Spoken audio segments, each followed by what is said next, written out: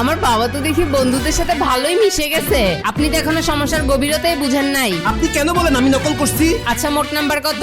750। তুমি পাইছো কত? 500। তো 50 নম্বর কোথায় গেল? বাংলা রচনায়। রচনায় কি লিখছো? কেন সংক্ষেপে লিখলে? কাগজে তো সংক্ষেপেই লেখা ছিল। নকল কোথা থেকে পাইছো? টেবিলের উপর থেকে কুড়িয়ে পাইছি। এটা কুড়ানো না, এটা চুরি। আরে শিক্ষিত মানুষের ব্যাপারকে চুরি বলে না, ওইটারে বলে ধার করা। এটা কি প্রমাণ করে? প্রমাণ করে যে আমার বাবা বাংলা ভালোই শিখছে। সরি ম্যাম, আমার বাবা নকল করছে, বকা খাওয়াই উচিত। আমি ওকে 1 ঘন্টা ধরে দাঁড় করায় রাখছি। বাবা তুমি কেন টিচারকে এত প্যারা দাও? আরে গেল কই? ওই তো এখান দিয়ে ভাগছে।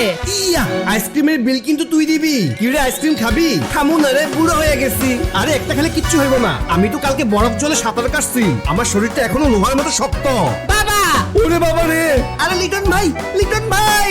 দেখো আবার নাটক শুরু করছে, স্ট্রোক করছে। তাড়াতাড়ি অ্যাম্বুলেন্স ডাকো। কি করব এখন? অ্যাম্বুলেন্স আসতে তো অনেক সময় লাগবে। চিন্তা নাই, আমার কাছে ঔষধ আছে। বাবা ঠিক আছো তো? হ্যাঁ, ঠিক আছে, অল্পের জন্য বেঁচে গেলাম। প্রথমে নকল, এখন আবার স্কুল পালানো। আপনার তো বয়স হইলো, এখনো মানুষকে শান্তি দেন না? বয়স্ক মানুষের বয়স্কদের মতো থাকা উচিত। আমি আমার বাবাকে আপনাদের এই বয়স্কদের স্কুলে পাঠাইছি, যাতে উনি একাকিত্ব কাটিয়ে নতুন বন্ধু বানাইতে পারে, নতুন কিছু শিখতে পারে।